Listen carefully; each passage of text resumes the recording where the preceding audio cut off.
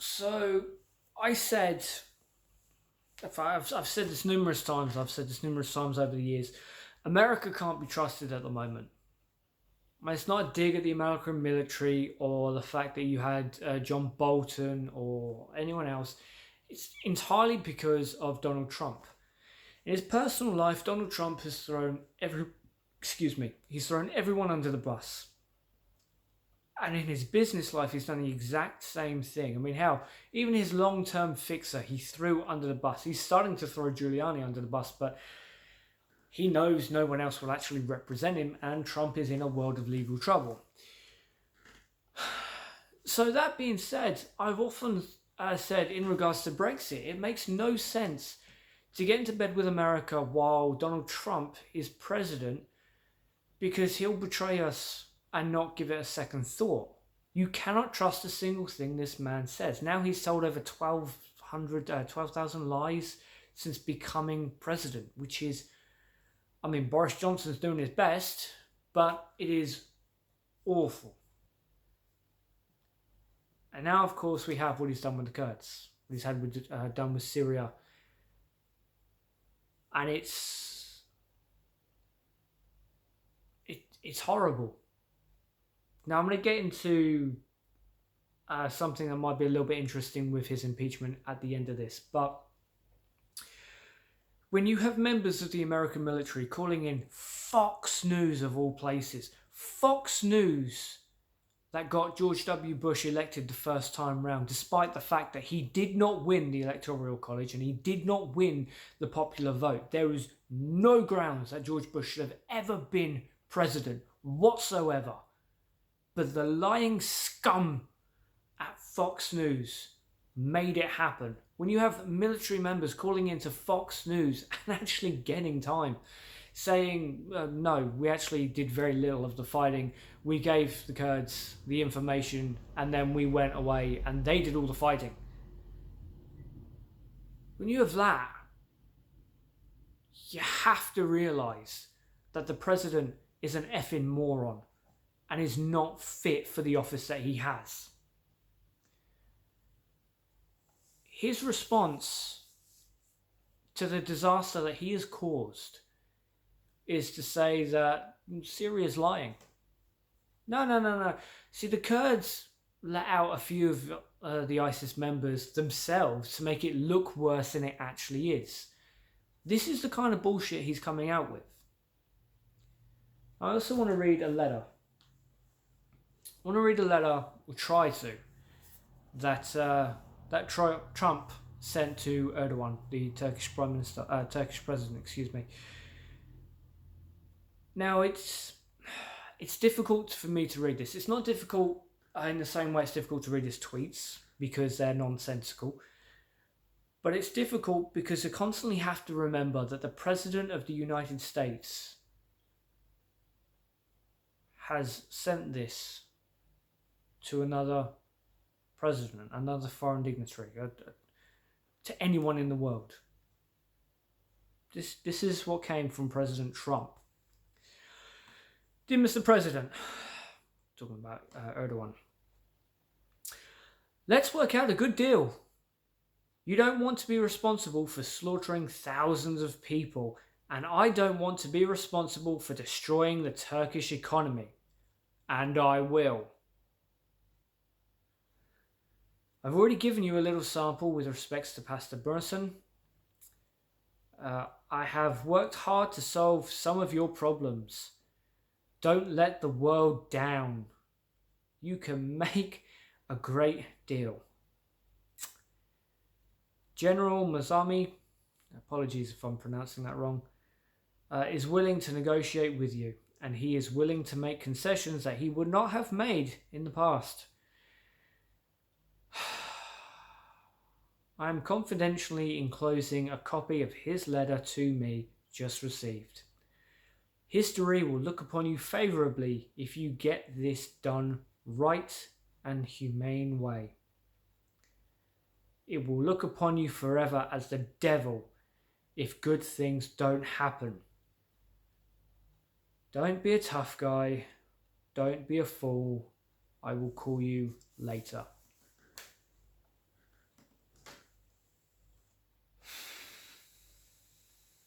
Now, that's one of the more sensible things that he's written. But that's something you send your best mate at 2 o'clock in the morning when you're pissed out your nuts and you can't remember where you live.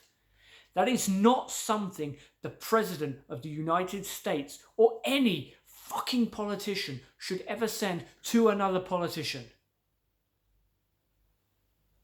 Every single member of the White House is responsible for this, for not enacting the 25th Amendment. Every single Democrat who opposed impeachment proceedings, like Nancy Pelosi and Chuck Schumer, is responsible for this. Because in 3 fucking years, he has shown over and over again he is not mentally stable enough to be president. I get that the US is meant to be the land of hopes, dreams and opportunity, but there is a certain bar that is needed. You do not walk in off the street and suddenly you are a heart surgeon.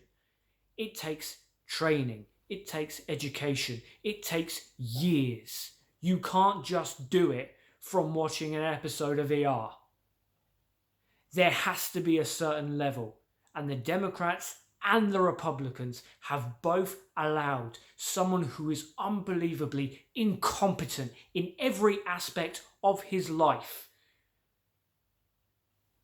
to get into the position where he's not only destroying his own country, but where he is now responsible for the deaths of thousands and what is likely to become many, many millions of people. Earlier this year, I gave a lot of shit to Chuck Schumer and Nancy Pelosi because during an interview where they were talking about a shutdown, Chuck Schumer was this incredibly weak, pathetic excuse of a human being. And I said at that time, when I reported on that, if Schumer had actually grown a pair and said, Trump, shut the fuck up. You do not have the right to speak when I'm in the room, you pathetic little bitch. Trump would have shut up because he is a coward. He preys on the vulnerability and the weakness of others in order for him to be the disgusting little scumbag that he is. And every other politician seems to have worked that out. There are 2 ways to get on his good side. You either butter him up, stroke his ego and give him a shit ton of cash like the Saudis have done, or you do what Erdogan has done. You say, shut the hell up. You pathetic oaf, don't you dare talk to me. That's essentially what Erdogan has done. And Trump, being the coward that he is, has bowed down and is coming out with shit like, well, the Kurds are just making it up. It's not as bad as they're saying. You know what? The Kurds didn't even fight in World War II. Not true. Not even remotely true. But of course, this is coming from someone who lied about having bone spurs so that he didn't have to go to Vietnam.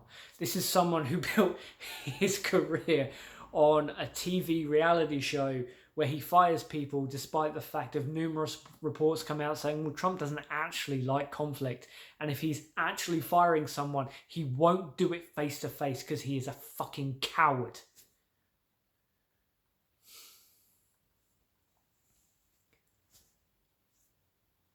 Impeachment proceedings have started on different things, mostly because of the Ukraine deal that Trump admits, the Ukraine phone call that Trump admits, but doesn't actually realise he broke the law because he's that fucking stupid.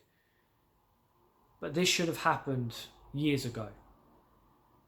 Within the first year, Donald Trump displayed, without any question, he was unfit to be president of the United States. But here's the interesting thing.